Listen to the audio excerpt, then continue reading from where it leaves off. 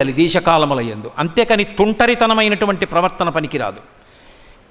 నీకు సత్యదండం ఎప్పుడూ చేతిలో ఉండాలి, మీరు విడిచిపెట్టకూడదంతే అని ఆయన ఉదాహరణ చెప్పారు. ఒక గృహస్థు బ్రాహ్మణునికి యజ్ఞోపవీతం ఎప్పుడూ ఎలా ఉంటుందో, వాడు ఎప్పుడైనా జంఝం జారిపోవడం ఉంటుందా?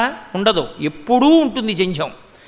ఎప్పుడూ యజ్ఞోపవీతము గృహస్థుకున్నట్లే ఎప్పుడూ సత్యదండము చేత ఉండాలి సన్యాసికి. ఆ రోజు రాత్రి ఈ మాటలు చెప్పినటువంటి వ్యక్తి స్వామివారు విశ్రాంతి తీసుకుంటున్న సమయంలో గదిలోకి వెళ్ళాడు. దీపం బాగా జ్వాలతో వెలుగుతోంది, కొంచెం తగ్గిద్దాం, జ్వాల ఒత్తి వెనక్కి తీద్దామని వెళ్ళేటప్పటికి సత్యదండాన్ని షాటీతో వీపు కట్టుకు పడుకుని ఉన్నారు ఆయన. అతను చూసి తెల్లబోయాడు. మరునాడు తెల్లవారుజామున స్వామివారు లేచిన తర్వాత, అయ్యా రాత్రి మీరు సత్యదండాన్ని షాటీతో కట్టుకున్నారు ఎందుకు అని అడిగారు. గృహస్థుకి యజ్ఞోపవీతం ఎలా జారిపోకూడదో అలా సత్యదండం చేత లేకుండా ఉండకూడదని మీరు చెప్పారుగా, నిద్రపోయినప్పుడు ఎలా పట్టుకోను? అందుకని నిద్రపోయినప్పుడు కూడా సత్యదండం పక్కన ఉండడం అనేటటువంటిది అలవాటు చేసుకుందామని కట్టుకు పడుకున్నానన్నారు. ఆ తరువాత అసలు దండ విన్యాసమునందు చంద్రశేఖరేంద్ర సరస్వతి మహాస్వామిని మించినటువంటి స్వామి ఇక లోకంలో లేరు. అంత గొప్ప స్వామి కాగలిగారు.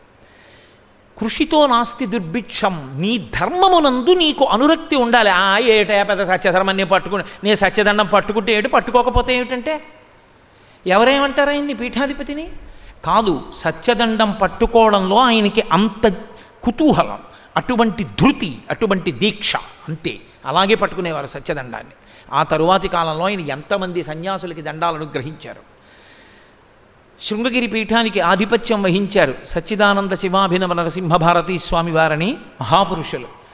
వారి దగ్గరికి మదనమోహన మాళవీయ అని వారణాసి విద్యాపీఠ పెట్టినటువంటి మహానుభావుడు ఆయన వచ్చి, అయ్యా అక్కడ కళాశాలకి శంకుస్థాపన చేయడానికి మీరు రావాలి, సమయం ఎక్కువ లేదు కాబట్టి మీకు ఒక మోటారు కారు ఏర్పాటు చేస్తున్నాం, మీరు ఆ కారులో బయలుదేరి వద్దురు కానీ అన్నారు. ఆయన అన్నారు, మా సన్యాసాశ్రమానికి ఒక నియమం ఉంది, ఒక ధర్మం ఉంది, మేము వాహనాలు ఎక్కి తిరగకూడదు. నేనే ధర్మాన్ని విడిచిపెట్టిన నాడు ఇతరులకు ధర్మమేమని బోధించను. నా ధర్మమునందు నన్ను ఉండనివ్వండి. రామచంద్రమూర్తి త్రేతాయుగం దాటిపోయినా, యుగాలు దాటిపోయినా, ద్వాపరం దాటిపోయినా ఊరూరా రామునికి గుడి ఉంది అంటే తన ధర్మమునందు తాను నిలబడ్డాడు కనుక. మా పీఠానికి నియమాలున్నాయి. మా పీఠాధిపత్యం వహించినటువంటి వ్యక్తులు సన్యాసాశ్రమ నియమాలంత కఠినంగా పాటిస్తాం. శంకర భగవత్పాదులు అంత అవసరమైతే యోగ విద్యతో ఆకాశమునందు వెళ్ళారు తప్ప వారు ఎప్పుడు వాహనంలో వెళ్ళలేదు. కాబట్టి నేను అలా రాను. నాకన్నా గొప్పవి, నన్ను కూడా అనుగ్రహించగలిగినవి, లోకాన్ని అనుగ్రహించగలిగినవి మా గురువుగారైనటువంటి నరసింహభారతీ స్వామివారి పాదుకలు. ఆ పాదుకలు పట్టుకెళ్ళి అక్కడ పెట్టి పూజ చేసి కళాశాల ఏర్పాటు చేయండి అన్నారు. స్వామివారి పాదుకలు పట్టుకెళ్ళి ప్రారంభం చేశారు. తన ధర్మమునందు తాను నిలబడడానికి అంత వ్యధపడ్డారు. అంత నిలబడితే తప్ప, తన ధర్మమునందు తాను ఊంచుకుంటే తప్ప ఇతరుల ధర్మమును నిలబెట్టడంలో మనం కృతకృత్యలము కాగలమో కాలేమో అని పెద్దలంత తాపత్రయపడ్డారు.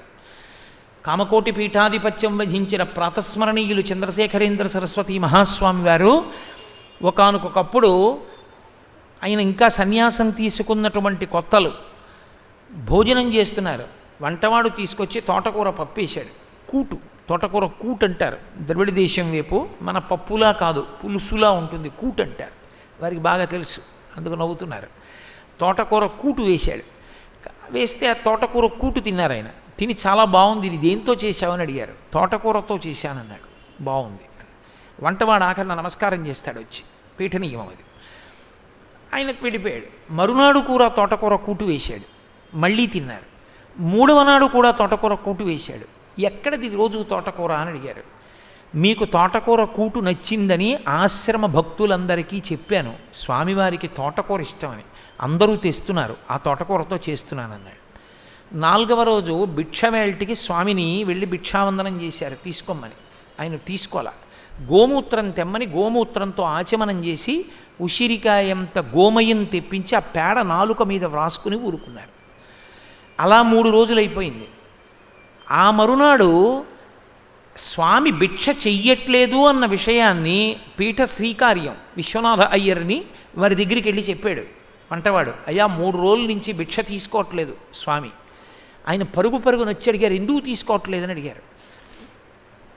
కంచికామకోటి పీఠాధిపత్యం వహించి జగద్గురు శంకరాచార్య అంటారు. నా పేరు సన్యాసాశ్రమనామం పెట్టి కూడా పిలవరు, జగద్గురు శంకరాచార్యులు వారు వస్తున్నారంటారు. నేను రేపు పొద్దున్న ఎక్కడికైనా వెడితే శంకరాచార్య స్వామి వారి వేషం కట్టి కాషాయం కట్టుకొని ఏకవస్త్రం కట్టుకొని సత్యదండం పట్టుకొని కామకోటి పీఠాధిపత్యం వహించి రేపు నేను యాత్రకి వెడితే ఏ గ్రామానికి వెళ్ళినా పరమాచార్య స్వామి వారికి తోటకూర కూటిష్టం, తోటకూర తిండంటారు.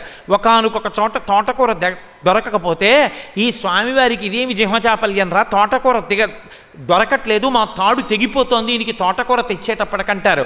జగద్గురు పీఠాన్ని అధివసించినటువంటి సన్యాసాశ్రమమునందున్న నేను ఒక తోటకూర కూటు రుచి చూసి ఇది బాగుందని చెప్పి దాని రుచికి లొంగిపోయిన నాకు ఇతరులకు ఇంద్రియములను నిగ్రహించుకోండి చెప్పగలిగిన అధికారం ఎక్కడుంది? నాకే లేదు ధర్మము, ఇతరులకు బోధ చేయనా? అందుకే పప్పు రుచికి లొంగిపోయి బాగుంది పప్పని చెప్పినటువంటి ఈ నాలుకని గోమయంతో శుద్ధి చేస్తున్నాను ఇతరులకు బోధ చేయడానికి, అర్హత పొందడానికి. కాబట్టి నేను తినలేదన్నారు. అది మహానుభావుడి యొక్క లక్షణం, అది ధర్మం అంటే. తాను ధర్మమునందు ఉండడం కాదు, లోకమునకు ధర్మమునందు నిలబడడంలో అటువంటి స్థితిని కల్పించగలగాలి. నాకు పరమాచార్య పేరు చెప్తే ఒళ్ళు తెలియదు, ఇంకా ప్రవాహం అలా వెళ్ళిపోతుంది ఆయన వైపు. ఆయన మంచి యువకుడుగా ఉన్న రోజుల్లో విశ్వనాథ అయ్యర్ దగ్గరికి ఎవరో యవ్వనంలో ఉన్న ఒక ఆడదొచ్చింది. ఏడుస్తూ వచ్చి నేను స్వామివారితో ఏకాంతంగా మాట్లాడాలి అంది. ఏం అదృష్టం, ఆయన శాస్త్ర పరిశీలనం చేస్తూ ఒక్కరు ఉన్నారు కుటీరంలో. అదిగో అందులో ఉన్నారమ్మా వెళ్ళన్నారు ఆయన ఏదో రాసుకుంటూ విశ్వనాథ అయ్యర్. ఈవిడ గబగబా వెడుతోంది, లోపలికి వెళ్ళిపోయింది. వెళ్ళిపోగానే పెద్ద కేకేశారు. ఆ వ్యగ్రత విన్నారు విశ్వనాథ అయ్యర్. అయ్య బాబోయ్ ఇదేమిటి ఇంత కోపంగా అరిచారని పరిగెత్తుకెళ్ళారు. ఒక్కసారి ఆ గుండు మించి గుడ్డ తీసేసి వక్షస్థలం మీద ఉన్న గుడ్డ లాగేసి నేను ఎలా ఉన్నాను అన్నారు. మీకే నిక్షేపంగా ఉన్నారన్నారు.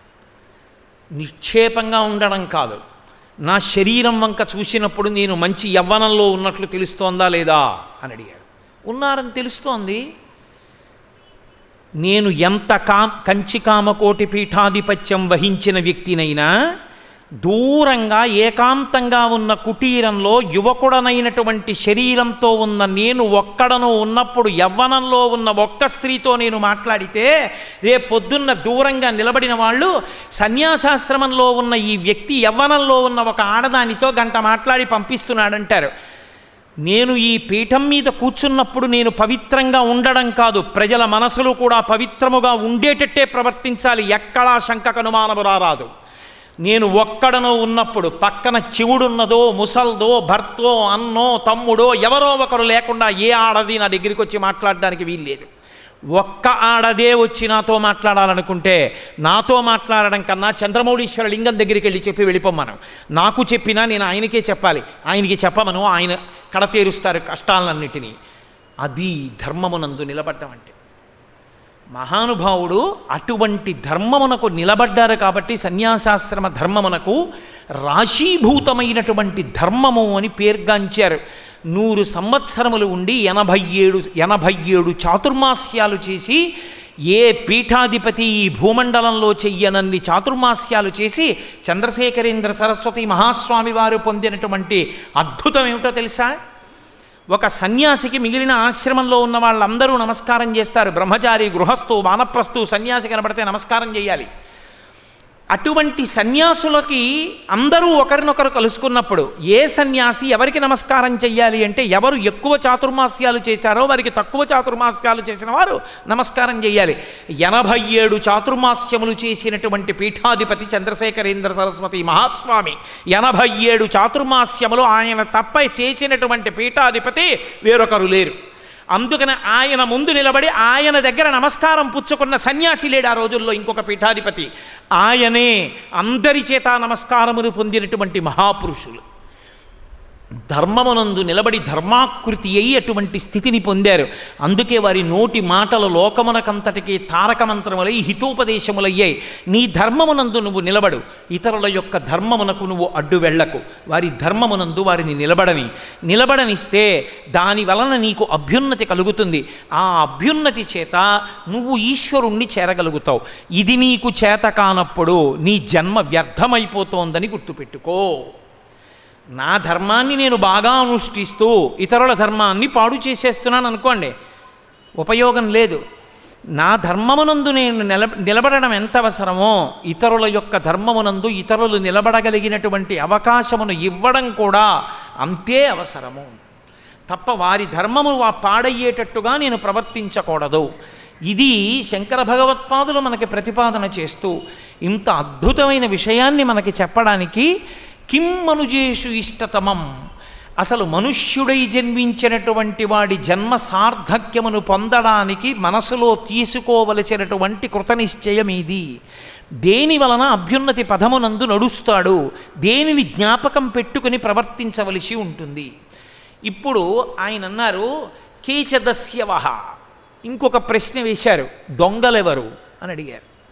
దస్యవహ అంటే దొంగలు, కీచదస్యవహ దొంగలెవరు అని అడిగారు. విషయాహ అన్నారు.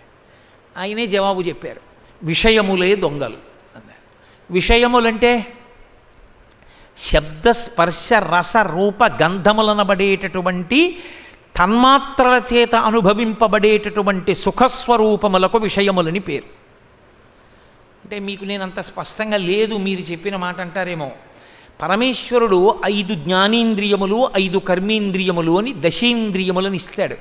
ఇందులో 5 ఇంద్రియములు జ్ఞానమును కలిగి ఉంటాయి. అంటే అవి లోకములో ఉన్నటువంటి ఇతర విషయములను తాను తెలుసుకోగలిగినటువంటి లక్షణంతో ఉంటాయి. అవి కన్ను, ముక్కు, చెవి, నాలుక, చర్మము. ఈ 5. ఈ 5ంటికి బయట ఉన్న బ్రహ్మాండంలో ఉన్నటువంటి పంచభూతములతో సమన్వయం చేస్తాయి శరీరాన్ని. అందుకే ఈ బ్రహ్మాండమునందు అనేకమైనటువంటి వస్తువులు ఉన్నాయి. వీటన్నిటినీ చూడడానికి ఇక్కడున్న కన్ను, కంటికి ఉన్నటువంటిది చూపు. బ్రహ్మాండమునందు అనేక శబ్దములు ఉన్నాయి. కోయిల కూస్తోంది, వీణ పలుకుతోంది, వేణువు వాయిస్తున్నారు, భజన చేస్తున్నారు, మృదంగం మోయిస్తున్నారు, నా కొడుకు వచ్చి మాట్లాడుతున్నాడు, నా భార్య పలకరిస్తోంది, నా మనవడు తాత తాత తాత అని వెంట పడుతున్నాడు.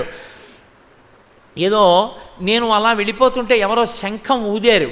ఈ ధ్వనులన్నీ నేను వినడానికి చెవికి శబ్దమును గ్రహించగలిగినటువంటి శక్తి ఉంది, ముక్కుకి వాసన పట్టగలిగిన శక్తి ఉంది, నాలుకకి రుచి చెప్పగలిగిన శక్తి ఉంది, చర్మానికి స్పర్శ సుఖాన్ని చెప్పగలిగినటువంటి శక్తి ఉంది. అందుకే మల్లె పువ్వుని ముట్టుకుంటే అబ్బా ఎంత మార్ధవంగా ఉందండి అంటాడు. ఒక బెడ్డ ముక్క ముట్టుకుంటే అబ్బా ఎంత కఠినంగా ఉందండి అంటాడు. చర్మమునకు స్పర్శ శక్తి ఉంది. ఈ 5 సమస్త సుఖములకు కారణములు. మీరు దీన్ని చాలా జాగ్రత్తగా అర్థం చేసుకోవలసి ఉంటుంది ఈ సిద్ధాంతాన్ని. ఈ 5 లేని నాడు సుఖము అన్నమాట మీకు ఇక ఏమీ లేదు జీవితంలో. ఇప్పుడే మీరు వెంటనే ప్రతిస్పందించక్కర్లేదు. ఒక్కసారి ఊహ చేసి చూడండి. కన్నులున్నాయి చూడవు, చెవులున్నాయి వినవు, ముక్కుంది వాసన చెప్పదు, నాలుకుంది రుచి చెప్పదు, చర్మం ఉంది స్పర్శ చెప్పదు. సుఖం ఏమైనా ఉందా ఇంకా మీకు? ఇంకా సుఖము దుఃఖము ఈ 2 ఉన్నాయా? అసలు ఏం లేవు.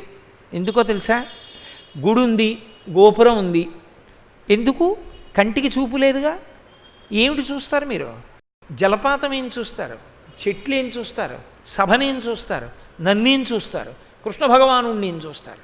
పుస్తకం ఏం చూస్తారు? నీ కొడుకుని ఏం చూస్తావు? నీ భార్యని ఏం చూస్తావు? ఏం చూస్తావు? చూడడానికి ఏం లేదు. చూడడము అన్న వాటి చేత వచ్చేటటువంటి అనంతమైన సుఖములన్నీ ఆగిపోయాయి. చెవులు వినవు, ఇక నీకెందుకు ప్రవచనం? కన్నులు లేవు, ఎందుకు వాంగ్మయం? ఇంకెందుకు పుస్తకాలు? పుస్తకాలు చూడడానికి లేదు కాబట్టి చదవలేవు కాబట్టి చెప్పేవాడు లేడు. ఒకవేళ ఎవడైనా నోటితో చెప్పినా వినేవాడు లేడు, ఎందుకంటే చెవులు వినవు.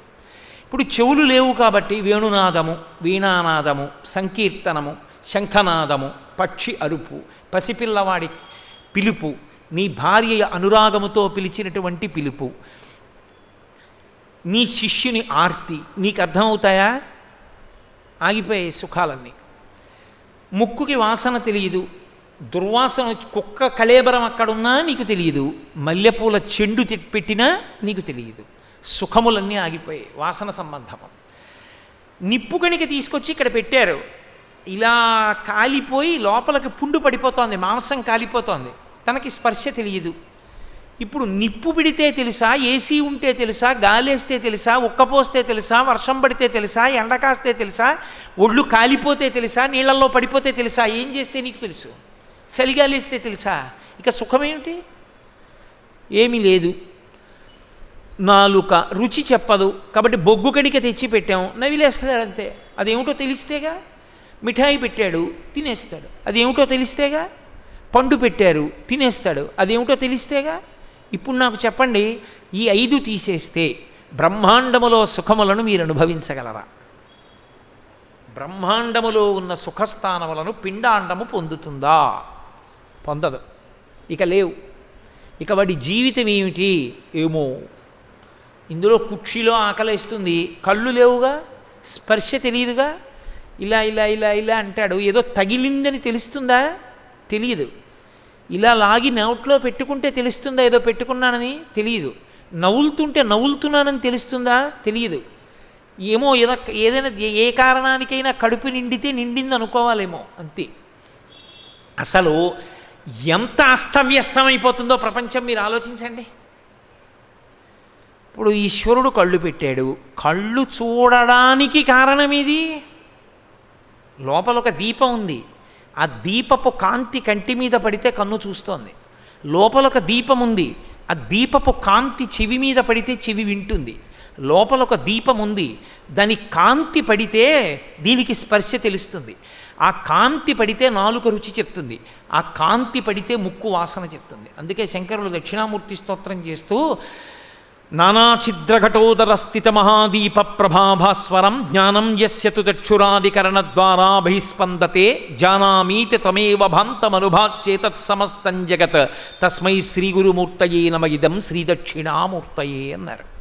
ఒక దీపం పెట్టాడు, 5 కన్నాలు పెట్టాడు, కుండకి బోర్లించాడు, 5 కన్నములలోంచి కాంతి కొడుతోంది. కుండదా, కన్నాలదా, దీపందా? ఎవరిదా కాంతి? దీపంది. ఆ దీపం యొక్క గొప్పతనం ఏమిటంటే అది కంటి మీద పడితే కన్ను చూస్తుంది, చెవి మీద పడితే చెవి చూడదు, వింటుంది అంతే. దీనికి దీనికి మధ్యలో చోటు ఓ 2 అంగుళాలు 3 అంగుళాలు, కానీ దీని కాంతి దీని మీద పడితే చూస్తుంది, దీని కాంతి దీని మీద పడితే వింటుంది. చాలా దగ్గరగా ఉన్నాను కదా అని కొద్దిగా కూడా ఇది చూడలేదు, కొద్దిగా కూడా ఇది వినలేదు. ఆయన నిర్మాణ వ్యవస్థ అటువంటిది. మహాశిల్పి పరమేశ్వరుడు అటువంటి శిల్పరచన చేశాడు. ఆ పరమేశ్వరుడు ఇంద్రియములను ఇచ్చాడు నీకు, 5 ఇంద్రియములను ఇచ్చాడు. వీటితో నువ్వు అనుభవించే సుఖములకే విషయములని పేరు. అందుకే విశేషేణ బధ్నాతీతి ఇది విషయ అంటుంది అమరకోశం. బాగా నీ చేత అనుభవింపచేయగలిగినవి, మత్తెక్కించగలిగినవి, లోకమునందు అనుభవిస్తున్నప్పుడు ఇక సమయము తెలియకుండా చేయగలిగినవేవో వాటికి సుఖములని పేరు. ఇప్పుడు నాకు ఒక మాట చెప్పండి, ఎవరు పెట్టమన్నారు అసలు ఈ 5 జ్ఞానేంద్రియాల్ని? ఎవరు పెట్టమన్నారు ప్రపంచంలో ఇన్ని సుఖస్థానాల్ని? పెట్టింది పరమేశ్వరుడా? బ్రహ్మాండంలో సుఖస్థానములను పెట్టినవాడు పరమేశ్వరుడా? వీటితో చూస్తేనేమో పాపం అన్నాడా దాన్ని? పైశాచికత్వం కాదు.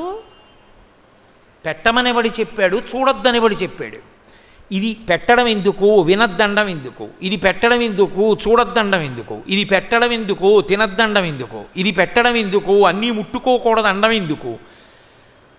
ఇది పెట్టడం ఎందుకు, అన్నీ వాసన చూడకూడదు అండం ఎందుకు? దోషం కాదు. ఎందుకు ఈశ్వరుడు అలా మనల్ని వేధించడం? ఆయన వేధించలేదు. మీరు చాలా జాగ్రత్తగా పసిగట్టవలసిన రహస్యం ఒకటి ఉంది. ఈ 5టికి ఒక ధర్మం ఉన్నది.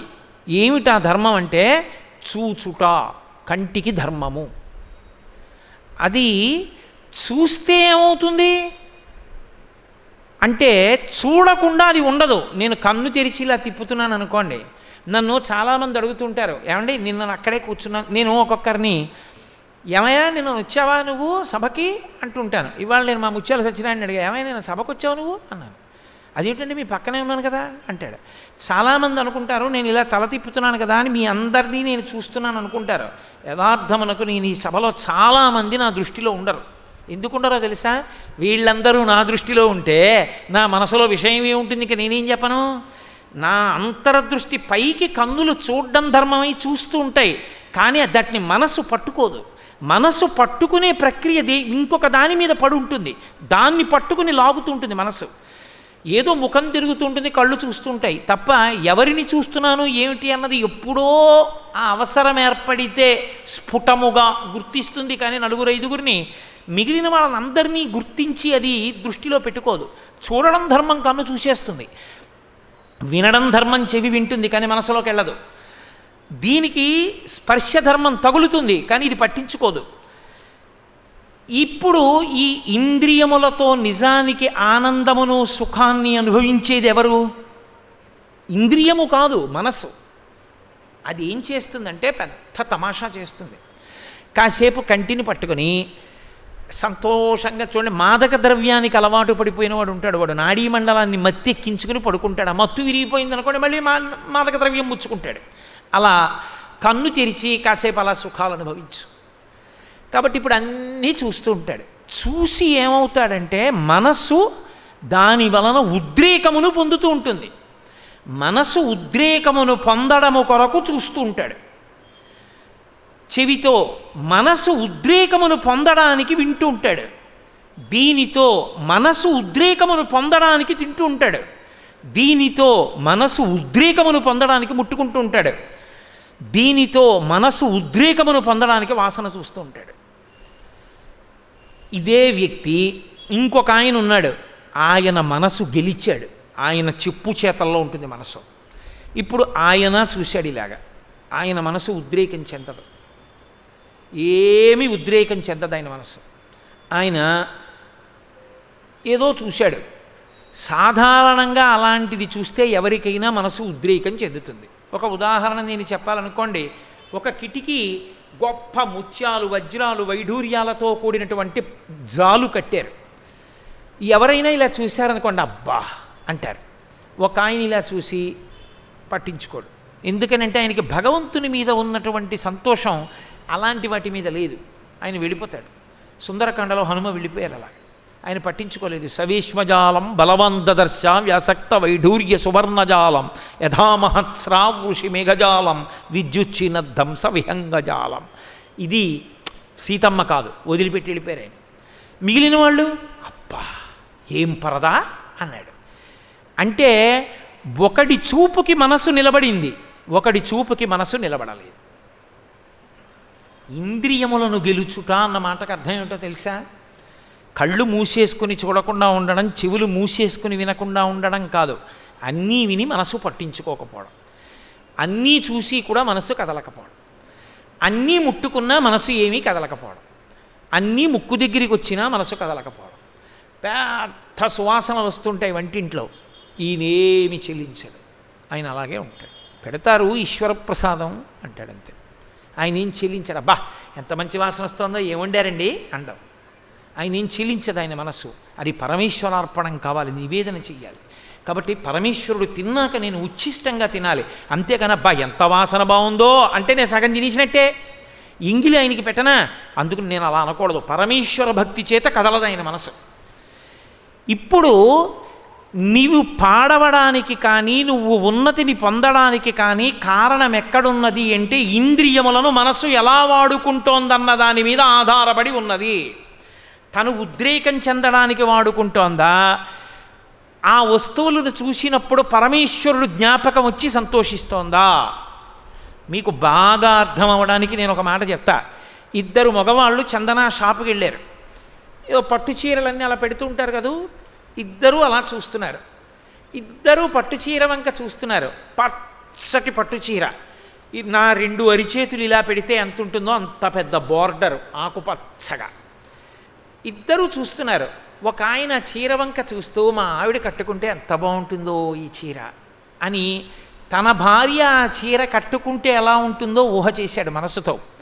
ఇంకొక ఆయన రేపు శుక్రవారం నేను మానసిక పూజలో ఇది పరదేవతకి సమర్పిస్తాను, నా తల్లి ఈ పచ్చటి పట్టుపుట్టం కట్టుకుని ఈ ఆకుపచ్చ అంచులోంచి ఎర్రని తన పాదములను బయటపెట్టినప్పుడు నేను సన్నజాజి పూలతో పూజ చేస్తే పచ్చటి పట్టుచీర, ఆకుపచ్చటంచు, ఆ పారాణి, ఆ పసుపు, దాని మీద తెల్లని జాజిపూలు, నా తల్లి పాదాలు ఎలా ఉంటాయో అని ఊహిస్తున్నాడు. ఇద్దరి కళ్ళు చూస్తున్నాయి, ఇద్దరి కళ్ళు ఒక్క పచ్చటి పట్టుబట్టనే చూస్తున్నాయి చందనా చీరలో. ఒకడు మెట్లు ఎక్కుతున్నాడు, ఒకడు ఎక్కడున్నాడో అక్కడే ఉన్నాడు. భార్యని ఊహించాడు కాబట్టి తప్పేం కాదు, కిందకి మాత్రం వెళ్ళలేదు, తప్పు కాదు, భార్య యందు దోషం రాదు. కానీ ఒకడు మెట్లు ఎక్కాడు, ఒకడు ఎక్కడున్నాడో అక్కడే ఉన్నాడు. నేను ఇంత పరమ పవిత్రమైన వేదిక మీద కూర్చుని నేను నా నోటితోనను, ఇంకొక రకంగా ఎవడైనా ఊహ చేస్తే వాడు కిందకి జారిపోయాడు. ఇప్పుడు కంటిది తప్ప మనసుది తప్ప నాకు చెప్పండి. కన్ను పాడు చేసిందా మనసు పాడు చేసిందా? కన్ను పాడు చేయలేదు, మనసు పాడు చేసింది. కన్ను నిన్ను ఎప్పటికీ పాడు చేయలేదు, చెవి ఎప్పటికీ పాడు చేయలేదు, నీ మనసు శుద్ధముగా ఉంటే. మన ఏవ మనుష్యాణం కారణం బంధమోక్షయో. అందుకనే గీతాచార్యుడు అంటాడు, బంధనమునకు కాని మోక్షమునకు కాని కారణము మనస్సు ఒక్కటే. మనసు ఈ ఇంద్రియాలను అడ్డు పెట్టుకుని విషయములను సుఖములను అనుభవిద్దాం ఉందనుకోండి, దాని గమ్మత్తు ఎక్కడుందంటే దీనితో చూసిన దానిని కన్ను మూసి లోపల తనదిగా వాడుకోగలదు, మనస్సుతో పాపం చెయ్యగలడు. ఒకరి మెడలో ఇంతంతలా రుద్రాక్షలు పైన కింద బంగారంతో కట్టబడి ఆయన కష్టపడి వేసుకున్నాడు రిటైర్మెంట్ డబ్బుతో. నేను ఆ రుద్రాక్షల వంక చూశా, అబ్బా ఇలాంటి రుద్రాక్షలు నాకుంటేనా అనుకున్నాను. వెంటనే నేను చొక్కా బనీను విప్పేసి ఉత్తరీయం వేసుకుని నేను ఆ రుద్రాక్షలతో ఉంటే ఎలా ఉంటానో ఊహ చేసుకున్నాను. ఇప్పుడు మానసికంగా ఆయన రుద్రాక్షలను నేను నా మెడలో వేసేసుకున్నానా లేదా? నేను ఒక పవిత్రమైనటువంటి ఉదాహరణ కొరకు రుద్రాక్షమాల దగ్గర ఆగిపోయాను అని మీరు గుర్తుపెట్టుకోవాల్సి ఉంటుంది. అలా నీకు లోకంలో ఏది అందంగా కనపడినా అవన్నీ నీవిగా నీ మనసుతో భావన చేసినవన్నీ ఇంద్రియాల తప్పు కాదు, నీ మనసు తప్పు. చూసినవన్నీ నీవి చేసుకోవాలనుకోవడమే రావణ ప్రవృత్తి. చూసిన వాటన్నిటి యందు ఈశ్వర విభూతిని చూడడమే రామచంద్రమూర్తి ప్రవృత్తి. నీకు ఒక అందమైన స్త్రీ కనపడింది, నా తల్లి కామాక్షి అన్నావు. నీకు అందమైన మగవాడు కనబడ్డాడు, నా తండ్రి రామచంద్రమూర్తి అన్నావు. నీకు ఒక గొప్ప పట్టు పంచ కనపడింది, నా తండ్రి పరమశివుడు కట్టుకుంటే ఎలా ఉంటుందో అన్నావు. అదే రుద్రాక్షమాల పరమశివుడి కంఠానికి అలంకారం చేస్తే ఎలా ఉంటుంది అని ఊహ చేశావు, నువ్వు మెట్లు ఎక్కావు. నీ కంటితో చూడడంలో దోషం లేదు, నీ మనసు ఎలా ప్రతిస్పందిస్తోందన్న దాని మీద నీ అభ్యున్నతి ఆధారపడింది. అందుకే గురువులు శిష్యుల్ని తరచేమని అడుగుతారో తెలుసా? ఏం కల వస్తోందిరా నీకో అంటారు. కలలో ఏది కనపడుతోందో దాన్ని బట్టి మనసు ఎక్కడ నిలబడుతోందో తెలుస్తుంది. ఎన్ని విన్నా కల ఇంకోటి ఏదో వస్తోందనుకోండి, మరి మనసు అక్కడ ఉంటోందని గుర్తు. మనసు కాశీని చూపిస్తోంది, మనసు ప్రవచనాన్ని వినిపిస్తోంది. నాతో కొంతమంది అంటుంటారు, ఏమంటే రాత్రి 2ంటికి తెలవచ్చేటప్పటికీ మీరు ఇంకా చెప్తున్నవే చెవిలో వినపడుతున్నాయండి అంటుంటారు. అంటే మనసు నిద్రయందు కూడా ఇంకా ఈ సభ నా వాక్కులను పట్టుకుని ఉండిపోయిందంటే మనసంత అనురక్తిని పొందింది. ఆ మనసు ఎప్పుడు అలా నిలబడిందో అప్పుడు నువ్వు అనుగ్రహాన్ని పొందేశావు ఈశ్వరుడిది.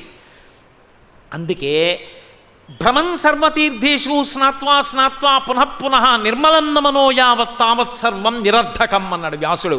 ఎన్ని తీర్థాలు తిరుగు, ఎన్ని క్షేత్రాలకెళ్ళు, ఎన్ని తీర్థాల్లో స్నానం చేయి, ఎన్ని నదుల్లో మునకవేయి, నీ మనసు ప్రక్షాళన కానప్పుడు అవన్నీ నిరర్ధకమైపోతున్నాయి.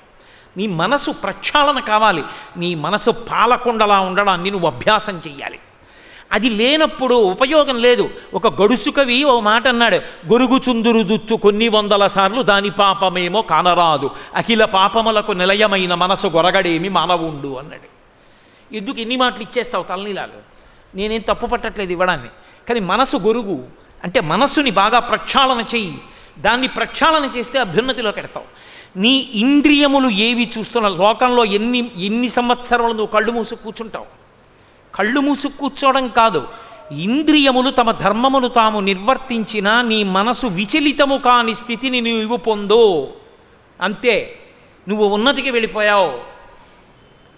ఎవరో పిల్లవాడు, చిన్న పిల్లవాడు, వాడు తెలియక వేగంగా వెళ్ళిపోతున్నాడు సైకిల్ మీద. నువ్వు ఆప్ చేసి నీ కొడుక్కి బోధ చేసినట్టు, తప్పురా, పడిపోతే కాళ్ళు విరిగిపోతాయి, ఏమనుకుంటున్నావో, అలా వెళ్ళకూడదు అని చెప్పాలి. పడినివ్వండి, ఒకసారి తెలిసి వస్తుంది అనకూడదు. నువ్వు నీ మనసులో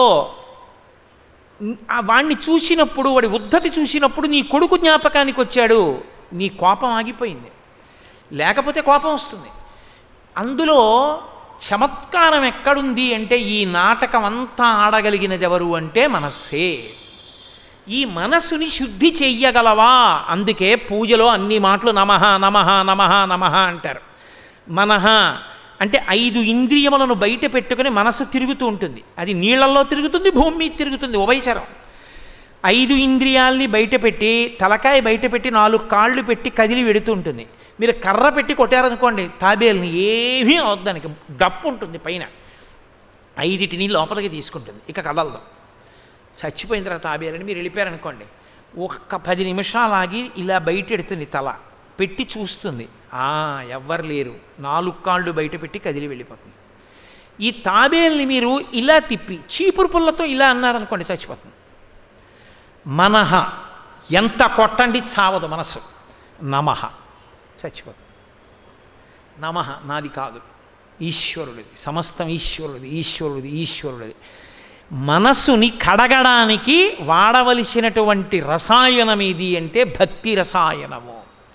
పరమేశ్వరుడితో దాన్ని ముడివేశారనుకోండి, అలవాటు పడిపోయింది అనుకోండి, అది అలవాటు పడిపోతే దానికి ప్రతి వస్తువులో ఈశ్వర తేజస్సు కనపడుతుంది. ప్రతి చిన్న విషయంలో ఓ పిల్ల పరిగెడుతోంది అనుకోండి, బాల రామ్మ అంటాడు. ఓ పెద్దావిడ కనపడింది అనుకోండి, తల్లి సువాసిని, నా అమ్మ కామాక్షి అంటాడు.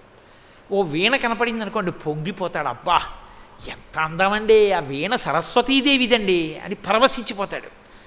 ఓ అమాయకుడు కనపడ్డాడు అనుకోండి, పాపను రక్షించుకోలేడు, ఈశ్వరుడు అతన్ని జాగ్రత్తగా కాపాడుగాక అంటాడు. ఏది కనపడనివ్వండి, అతనికి అందులో ఈశ్వర తేజస్సు కనపడుతుంది. ఓ ఉమ్మెత్త పువ్వు కనపడింది అనుకోండి, ఊరే రోడ్డు పక్కన పెరుగుతుంది కదా ఉమ్మెత్త పువ్వు, ఉమ్మెత్త చెట్టు ఎవడు ఇంట్లో వేసి నీళ్లు పోసేవాడు ఉండడు, రోడ్ల పక్కనే పెరుగుతుంది, ధూళి అంతా దాని మీదే పెడుతుంది. కాయ కాస్తే ముళ్ళతో ఉంటుంది, ఎవ్వరు ముట్టుకోరు, పశువు కూడా ముట్టుకోదు ఉమ్మెత్తకాయని. పువ్వు పూస్తే బట్ల కొట్లోంచి తీసుకొచ్చిన గ్లాస్ కోపంచ ఎలా ఉంటుందో ఉమ్మెత్త పువ్వుకుండేటటువంటి ఆ కేసరములు, దాని యొక్క ఆ పువ్వుకుండేటటువంటి ఆ పక్కన పొర అలా ఉంటుంది. అంత తెల్లటి పొరని ఇంత దుమ్ముతో కూడుకున్నటువంటి ఉమ్మెత్త చెట్టు ఎందు పుట్టించిన వాడెవరు? వాడు మహాశిల్పి. ఓ ఉమ్మెత్త పువ్వుని చూస్తే నీకు పరమశివుడు గుర్తు రావాలి. ఉమా సహస్రం చేసినటువంటి కావ్యకంఠ గణపతి మునికి ఒక పచ్చగడ్డి పరక పైకి లేస్తే సూర్యకిరణములు పడినప్పుడు లేతాకుపచ్చ రంగులో మెరిసిపోతున్న గడ్డి పరకలో పార్వతీదేవి దర్శనమైంది. మా జగదంబందులో ఉంది, ఆకుపచ్చ రంగులో ఉంది లోకాన్ని పోషించగలిగిన శక్తి అని ఉమాసహస్రంలో ఆయన కీర్తించారు. అంటే కంటిది తప్పు కాదు, నీ మనసుది తప్పు. అందుకే శ్రీరామాయణంలో రావణాసురుడి 10 తలకాయలు తెగిపోయాయి, పడిపోయాడు, చచ్చిపోయాడు. విభీషణుడు ఏడిచాడు, మండోదరికి కబురు చేశారు, నీ భర్త చచ్చిపోయాడు వచ్చి చూడమని. పల్లకీలో తీసుకొచ్చారు, ఆవిడ పల్లకీ దిగింది. అందరు అనుకున్నారు రాముడిని తిడుతుంది అనుకున్నారు.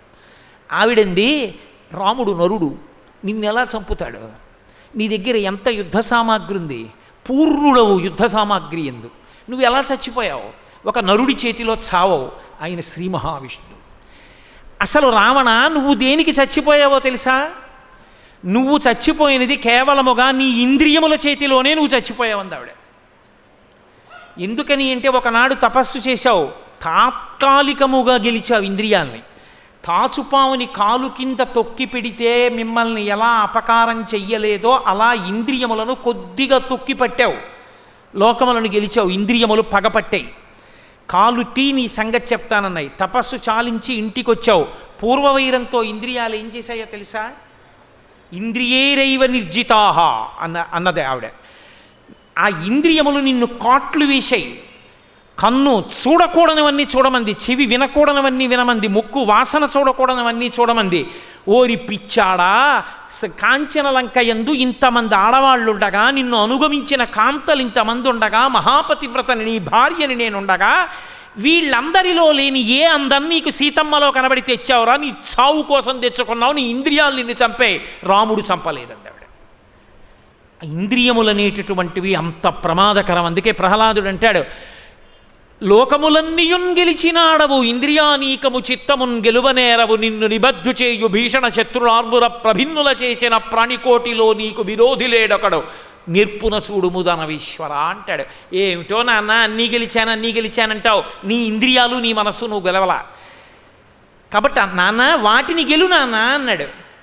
ఇంద్రియముల యొక్క లక్షణమేమి అంటే, మనసు ఈ ఇంద్రియములతో మార్చి మార్చి మార్చి మార్చి సుఖానుభూతిని కోరుతుంది. మనసు ఇంద్రియములతో కలిసి మత్తెక్కించేటటువంటి లక్షణంతో అనుభవింపచేసిన వాటినే విషయములని పిలుస్తారు. ఈ విషయముల స్థాయిలో కానీ నిలబడిపోతే ఏమిటి శంకరాచార్యుల వారికి బాధ అంటారేమో, మనుష్య జన్మకి పునర్జన్మని పరమేశ్వరుడు తాను నిర్ణయించాడు. మీరు బాగా గుర్తుపెట్టుకోవాలి, మనుష్యుడిగా పుట్టిన వాడికి పునర్జన్మ ఏదిగా పుడతాడు, మళ్ళీ ఈశ్వరుని యొక్క ప్రమేయము ఉండదు. ఎవరిదో తెలుసా ప్రమేయం? ఆఖరి ఊపిరి తీసినప్పుడు మనసు కదిలిన ఆఖరి కదలికలో మీరు ఎవరిని స్మరించారో ఆ స్మరణని బట్టి పునర్జన్మ. నేను నిన్న మీతో మనవి చేశా, మనసు ఊపిరి మీద ఆధారపడుతుంది. ఊపిరి ఎంత వేగంగా తీసి విడిచిపెడితే మనసు అంత వేగంగా కదులుతుంది. ఇప్పుడు ఆఖరి కదలిక ఊపిరి తీయడమో ఊపిరి విడిచిపెట్టడమో జరిగింది. మనసు ఏం చేస్తుందంటే ఇంద్రియ శక్తులను మూట కట్టుకుని ఏదో ఒక కన్నంలోంచి బయటికి వెళ్ళిపోవడానికి తిరుగుతుంది, ఏదో రోమకూపంలోంచి కూడా బయటికి పోతుంది. ఆ వెళ్ళిపోయేటప్పుడు అది ఏం చేస్తుందంటే ఆఖరణ తనకి అత్యంత ప్రీతిపాత్రమైనదేదో దాన్ని స్మరిస్తుంది. ఆ స్మరణాన్ని ఈశ్వరుడు అడుగుతాడు, రే నీకు 78 సంవత్సరముల ఆయుర్దాయం ఇచ్చాను, బతికావు భూమండలం మీద, ఆఖరణ దీన్ని స్మరించావురా అని అడుగుతాడు. కాదు అని ఆయన్ని బుకాయించడం మీ వలన నా వలన అయ్యే పని కాదు. అయ్యా ఆఖరణ నా ఎల్ఐసి పాలసీ గురించి ఆలోచించాను, దాని మీద డబ్బు వస్తుంది, అయ్యో నేను అనుభవించలేకపోయాననేగా, ఆ డబ్బుని పట్టుకెళ్ళి నీ కొడుకు ఏ బీరువాలో పెడతాడో ఆ బీరువా కింద ఉన్న చీకటిలో జెర్రివై బతుకు, విషక్రిమి అయి జన్మిస్తాడు. ఆఖరికి కొడుకు చెప్పెట్టి కొట్టి చంపేస్తాడు. ఈ మనసుకున్న గొప్ప లక్షణం ఏమిటో తెలుసా అండి? అది ఎప్పుడు నాటకం ఆడినా రెండిటితోనే ఆడుతుంది, రుచి వాసన, ఈ రెండిటితో ఆడుతుంది. రుచి అంటే తను పూర్వం అనుభవించని సుఖమేదో దాన్ని ఇంద్రియాల్లో ఏదో ఒక ఇంద్రియాన్ని పిలిచి అది అనుభవింపచేయి చూస్తానంటుంది. ఇప్పుడు కొంతమంది చూడండి, ఈ పళ్ళు మనకి దొరకవండి అంటాడు, ఏ కాశీయో వెళ్ళి. అన్నవాడు ఏం చేయాలి? తనకు అవసరమో కాదో చూసుకోవాలి కదా. అవసరమో కాదో చూడకుండా ముందు ఏం చేస్తాడంటే దీనికోసం తాగేస్తాడు, అంటే మనసు పుచ్చేసుకో ఉంటుంది. ఒకనకొకప్పుడు మాతో కాశీయాత్రకు వచ్చిన వాళ్ళు చాలామంది మారేడు రసాలు తాగేశారు అయోధ్యలో. ఎందుకు మారేడు పళ్ళ రసం తాగేసి అస్వస్థులు అయిపోయారు కొంతమంది. ఎందుకు తాగేయడం అంటే మనసు మనకి దొరకదు, ఇక్కడ పుచ్చేసుకోండి అందరూ అని పుచ్చేసుకున్నారు. మనకి దొరకకపోతే ఇక్కడ ఎందుకు పుచ్చేసుకోవడం, అంత పుచ్చుకోవాలంటే ఒక్క చుక్క పుచ్చుకో చాలు, అది కూడా మారేడు రసం కాబట్టి. అలా ప్రతీదీ పుచ్చుకోకూడదు, ఒక్క మారేడు రసం కాబట్టి ఆ మాట అన్నాను నేను. కాబట్టి ఇప్పుడు మనసుకున్న లక్షణం ఏమిటంటే రుచి. ఎక్కడెక్కడ ఏమున్నాయో అవన్నీ తెలుసుకో తెలుసుకో తెలుసుకో ఉంటుంది. ఓ పువ్వు ఎవరో అక్కడ పెట్టారనుకోండి, వాడు అది పువ్వు, దాన్ని తీసుకెళ్ళి ఈశ్వర పాదాల మీద పెట్టడు అంటాడు. ఎందుకు అంటే మనసు అంటుంది ఆ పువ్వు ఏమిటి ఎప్పుడు చూడలేదు, ఒకసారి వాసన చూడు, సుఖం అది తెలుసుకోవాలి, రుచి ఎలా ఉంటుందో వాసన రికార్డ్ చేస్తుంది. ఆ జాజి పువ్వు సువాసన ఇలా ఉంటుందంటే అని ఆ వాసన వచ్చిందనుకోండి, ఇక్కడెక్కడన్నా జాజి పందిరి ఉంది ఏమిటండి అంటాడు. అంటే వాసన గతంలో అనుభవించిన రుచిని లోపల దాచుకుంటుంది, దాచుకుని మళ్ళీ అడుగుతుంది. ఓసారి తిన్నాడు సీతాఫలాలు రావట్లేదు ఏమిటండి అంటాడు. అంటే రుచి వాసన రుచి వాసన రుచి వాసన ఈ రెండిటిని మార్చి మార్చి మార్చి మార్చి అనుభవించి ఆఖరికి ఎక్కడో అక్కడ ప్రీతిజనకమై విశేషమైన వ్యామోహంతో ఒకదాని మీదో నాలుగింటి మీదో ఉండిపోతుంది. ఆఖరికి వెళ్ళేటప్పటికీ ఎంతో ప్రీతి భార్య అంటే, ఎంతో ప్రీతి కొడుకంటే, ఎంతో ప్రీతి డబ్బంటే, ఎంతో ప్రీతి భోజనం అంటే. ఆఖరి స్మరణ ఏం చేస్తుంది అంటే, దేని మీద ఎక్కువ వాసన పెట్టుకుందో, ప్రీతి పెట్టుకుందో దానిని స్మరిస్తూ వెళ్ళిపోతుంది. ఆ స్మరణకి అనుగుణమైనటువంటి ఉపాధిని ఈశ్వరుడు ఇస్తాడు. దీంట్లో ఉంటే ధర్మంతో ఉండాలి. నీకెందుకురా, ఉండలేవుగా, ఉన్నావుగా 70 ఏళ్ళు, ఏమిటి ధర్మంతో ఉన్నావు నువ్వు? నీకు భోజనం కదా కావాలి, నీకు తింటూ ఉండాలి. గబగబ తింటూ ఉండడం, కూర్చుంటూ ఉండడం, ఏది కనపడితే తినేయడం అంతే. ఓ కుక్క వైపు గొడవ ఉండదు. అందుకే ఇద్దరు కుక్కలా కలియబడి తింటాం ఏంట్రా అంటారు. తినడం అంటే ఓ పద్ధతి ఉంటుంది మనిషికి. ఓ విస్తరి వేసి వడ్డన చేస్తున్నారనుకోండి, అసలు వండిన వాళ్ళకి అన్నీ వేసాడో లేదో వాడు చూడాలా? వీడికి అప్పడం వేశానా, వీడికి లడ్డూ వేశానా, వాడికి తెలియాలా? వాడు వెయ్యా, వీడి తినయ్యా. వాడు వచ్చి అడగాలి, ఏమన్నా మీకు బూరి వేసామా అండి అని. తినేసానండి అంటాడు. ఇంకా ఈ ఎడం చేత్తో అప్పడం పట్టుకుని ఇది కొరుకుతూ ఇలా తింటూ చూడడానికే చాలా అసహ్యంగా ఉంటుంది. నువ్వు మనిషివి కదా, కుడి చేత్తో అప్పడం ముక్క విరుచుకు తినలేవు, ఎడం చేత్తో అప్పడం పట్టుకుని కొరుకుతూ తినడం ఏమిటి అంటే దానికి నీతి ఉండదు. అలా తిన్నావుగా, ఆ తిండి మీదేగా ధ్యాస. అలా తినేది ఎవరో తెలుసా? కలియబడి తినేసింది అంటారు, కుక్కెత్తుకుపోయింది అంటారు. హాయిగా అందులో ఉండు, అదొకటే ధర్మం నీకు. అప్పుడు నీకు ఇంకా తప్పు ఒప్పు ఏం లేవు. చక్కగా నీకు ఏది కనపడితే దాని మీద కలియబడి తింటుండు. ఇంకో కుక్క వచ్చి మీద పడితే పారిపోతూ ఉండు. అదేగా ఇన్నాళ్ళు చేసింది. ఇప్పుడు చేసుకో హాయిగా, ఇంకా నీకు గొడవ లేదు, నీ వ్యామోహం తీరిపోతుంది. ఆఖరి స్మరణను అనుసరించి కుక్క ఉపాధిలోకి వెళ్ళాడు. ఇప్పుడు దేని వలన? మనస్సు ఏ రుచి వాసనలకు కట్టుబడిందో, ఏ సుఖములకు అలవాటు పడిపోయిందో ఇంద్రియములను వాడుకుని తదనుగుణమైనటువంటి ఉపాధిలోకి కిందకి జారిపోయాడు. మరి ఎలా మార్చడం? ఇదే భాగవతం దశమస్కంధంలో కృష్ణ పరమాత్మ ధేనుకాసుర సంహారము అని చేస్తారు. ఒక వెలగ చెట్టు ఉంటుంది, బోలెడన్ని పళ్ళు పండుంటాయి, దానికి ఒక రాక్షసుడు ఆవహించి ఉంటాడు. ఒక దూడ ఉంటుంది, దానికి ఒక రాక్షసుడు ఆవహిస్తాడు. అది లక్షల ఆవు దూడల్లో ఒక దూడగా వచ్చాడు ఆ రాక్షసుడు. కృష్ణుడు చూశాడు, దానిలో రాక్షసుడు ఉన్నాడు, దీనిలో రాక్షసుడు ఉన్నాడని గోపాలబాలురందరినీ పిలిచాడు. చూడండిరా ఈ కొత్త దూడ అన్నాడు. ఏమీ తెలియనట్టు దగ్గరికి వెళ్ళి దాని వీపు రాసి దానిలో రాక్షసుడు ఉన్నాడు కాబట్టి ఆయన అన్నాడు, ఇది ఒక మంచి లేగ వినుడెంతయు నొప్పెడినంచుడాసి తత్పదములు తోకయున్ బిగియగట్టి చలంగి వెలంగి మానితో గదియగ నొక్క పెట్టుకొని చంపె కుమారుడు లేగ రక్కసిన్ గుదులు కొనంగ బాలకులు కోయని అర్వన కర్వలీలతో అన్నారు పోతన గారు. చూడండిరా ఈ దూడన్నాడు, దగ్గరికి వెళ్ళాడు, దాని తోక పట్టుకుని 4 కాళ్ళు దగ్గరికి పెట్టి తోకతోనే కట్టి పట్టుకుని గిరగిరా తిప్పి పళ్ళతో ఉన్న వెలగ చెట్టుకి వేసి కొట్టాడు. వెలగ చెట్టు చచ్చిపోయింది, దూడ చచ్చిపోయింది. 2 రాక్షసులు చచ్చిపోయారు. ఎందుకు అంటే వెలగపండు వాసన. వెలగపండుని మీరు దాచలేరు, వెలగపండు ఇంట్లో పెడితే వాసన తెలిసిపోతుంది. దూడ రుచి. ఆవు దూడ చూడండి, కనపడ్డ ప్రతీది ఇలా ముట్టితో ముట్టుకుని కొరుకుతుంది, తింటుంది, మట్టి కూడా తింటుంది.